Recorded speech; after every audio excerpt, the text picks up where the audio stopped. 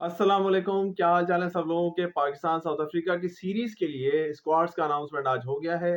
टी20 ODI और test matches की series है जिसमें गालिबन 3 टी20 हैं, 3 ओडीआईज हैं और 2 टेस्ट मैचेस हैं। तो आइए अपनी स्क्रीन पे देखते हैं टेस्ट मैच का स्क्वाड।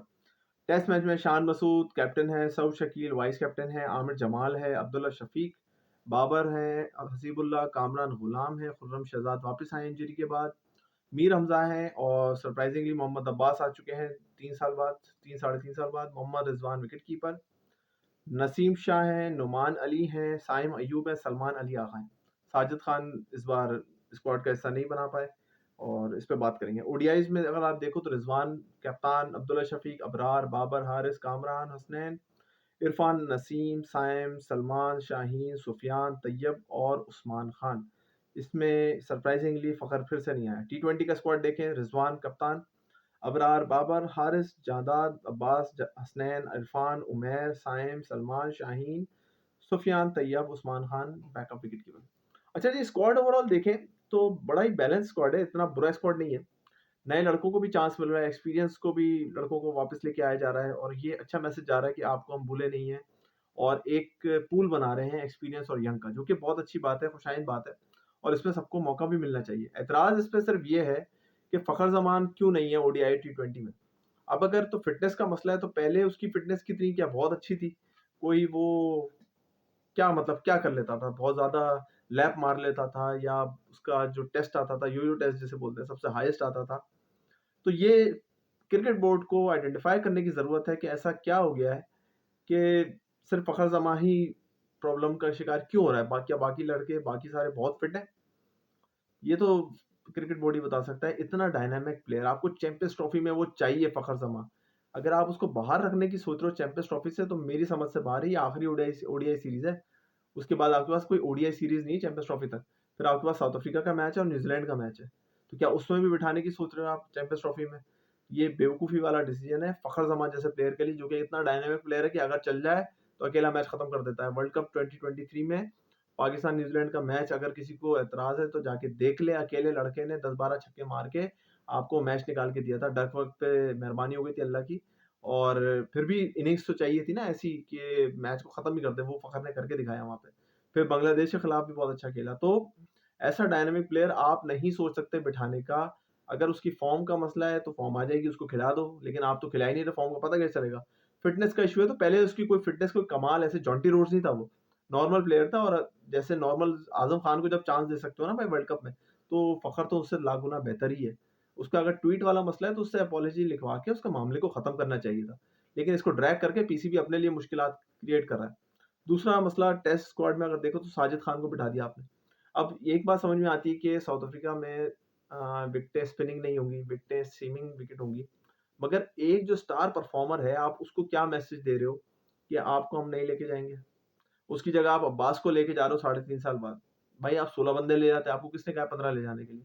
आप एक 16वाँ बंदा ऐड कर लेते, भले उसको नहीं खिलाते आप साजिद को, लेकिन लेके तो जाओ ना।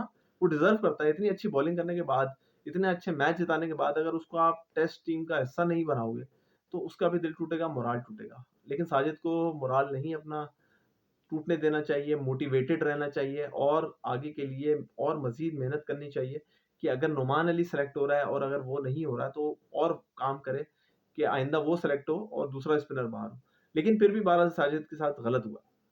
तीसरे नंबर पे अगर हम बात करें तो मुझे ये समझ में नहीं आ रहा कि इतने अरसे से आप देखो तो ज़िम्बाब्वे की सीरीज़ तो शाहीन ने भी नहीं खेली, बाबर ने भी नहीं खेली, तो ये लोग डोमेस्टिक क्यों नहीं खेल रहे? कायद-ए-आज़म ट्रॉफी के गालिबन मैचेस तो चल ही रहे होंगे ना? उनमें ये लड़के क्यों नहीं खेलते हुए नज़र आ रहे हैं? अगर वो बाबर इंग्लैंड से ड्रॉप हुआ था अपनी फॉर्म की बेसिस पे, तो उसने डोमेस्टिक में तो कुछ किया नहीं, जाके उसने कोई रन्स किए नहीं क्योंकि उसने खेला ही नहीं। तो फिर से उस दोबारा सिलेक्शन का जो प्रोसेस है ये बड़ा मसला है। ये आकिब जावेद को बड़ा मसला पड़ेगा कि अगर बाबर फिर फेल हो गया, तो फिर वो कौन ज़िम्मेदार होगा? ये चीज़ तो आकिब जावेद को देखनी चाहिए कि आपने बाबर को आपने सेलेक्ट तो कर लिया है, लेकिन उसने डोमेस्टिक के मैचेस कोई नहीं खेले और वो साउथ अफ्रीका की तेज़ पिचों पे जाके जब वो खेलेगा, तो क्या वो वैसा परफ़ॉर्म कर पाएगा? बहुत ही मुश्किल है। तो ये चीज़ें कंसिस्टेंसी होनी चाहिए और ज़रूरी भी है। लेकिन आपने ये देखना है कि डोमेस्टिक में जो आपका परफ़ॉर्मर है, वो आ गया है। मेरे हिसाब से तो अगर बाबर ने खेला ही नहीं है डोमेस्टिक, तो उसको टीम में नहीं होना चाहिए था। शाहीन ने अगर डोमेस्टिक नहीं खेला, अपनी फ़ॉर्म, फ़िटनेस वापस नहीं लाया है, तो उसको टीम में नहीं आना चाहिए जब तक वो नहीं लेके आ जाता। आप फिर उनको ले आए वापस उठा के। ये थोड़ा सवालिया निशान है आकिब जावेद से। बहरहाल बहरहाल अगर आप आकिब जावेद की कोचिंग और सिलेक्शन का स्टाइल देखो, तो काफ़ी बेहतर है जो इससे 5 साल से जो सिलेक्शन हो रही थी, जो मैनेजमेंट आ रही थी, नए लड़के आपको एटलीस्ट खेलते हुए नज़र आ रहे हैं। ये सुफियान मुकीम पता नहीं 2-3 साल से ऐसे ही घूम रहा होगा, बेचारे को मौका ही नहीं दे रहे थे। तैयब ताहिर 3-4 साल से घूम रहा है, इसको मौका नहीं मिल रहा था। इस मैनेजमेंट को क्रेडिट जाता है कि इन लड़कों को सामने लाएँ, हसीबुल्लाह भी सामने आया है। सो अब ये आप देखो ना कल की जो ओडीआई टी20 थर्ड टी20 का जो स्क्वाड अनाउंस हुआ है 11 का, उसमें सारे नए प्लेयर खिला दिए जो बहुत अच्छी बात है, भले हार जाएँ, लेकिन एटलीस्ट ये टेस्ट तो होंगे। अगर आप इनको चांसेस नहीं दोगे रेगुलर तो पता कैसे चलेगा इनमें इंटरनेशनल तप्पड़ है भी कि नहीं भाई खेलने का। जैसे साहिबजादा फरहान है उसका दिख गया कि उसमें अभी इंटरनेशनल नहीं है कूदा। वो बहुत अच्छा किया उसको ड्रॉप किया भाई अपनी जाके काम करो, अपने पुल शॉट पे काम करो। आप तो एक्सपोज़ होके रह गए भाई ऑस्ट्रेलिया में जाके। तो इस तरह नहीं होता और यहाँ पे लोग बोल रहे हैं कि उसको मज़ीद चांस दिया जाता है, वो सीखता। भाई सीखने की जगह पाकिस्तानी क्रिकेट टीम नहीं है। सीखने की जगह डोमेस्टिक है, वहाँ अपने मसले हल करके आओ, उसके बाद टीम में आओ। चाहे वो बाबर हो, चाहे वो साहिबज़ादा फरहान हो, चाहे साइम अय्यूब हो, चाहे रिज़वान हो। ये जगह नहीं है इंटरनेशनल टीम सीखने की, तो साहिबज़ादा फरहान को ड्रॉप करना बिल्कुल सही फैसला है और उसको अपनी चीज़ों पे काम करना चाहिए। अगर डोमेस्टिक में रन्स के पहाड़ लगा लिए, इसका ये मतलब नहीं है कि आपने इंटरनेशनल में ही परफ़ॉर्म करना है, आपने इंटरनेशनल के लिए अलग तैयारी करनी होती है। खुर्रम मंजूर, हसन रज़ा ये लोग क्यों फेल हुए? डोमेस्टिक में इतना अच्छा परफ़ॉर्म करने के बाद इंटरनेशनल में क्यों फेल हुए? भाई डोमेस्टिक में आप अच्छा खेलते हो, लेकिन वहाँ जाके आपको थोड़ी बहुत चीज़ें अपनी ट्विक करनी पड़ती हैं, चेंजेस करनी पड़ती हैं, अपने स्टाइल में एडजस्टमेंट करनी पड़ती है। इसकी मिसाल है जायसवाल की।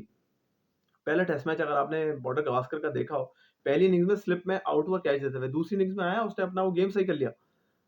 160 170 बना के जा रहा है वो ऑस्ट्रेलिया में पर्थ की पिचों पे। तो बंदे को अपना पता होना चाहिए, बंदे को अपना ख्याल खुद रखना पड़ेगा अगर उसने पाकिस्तान के लिए कंसिस्टेंटली खेलना है और अच्छा खेलना है।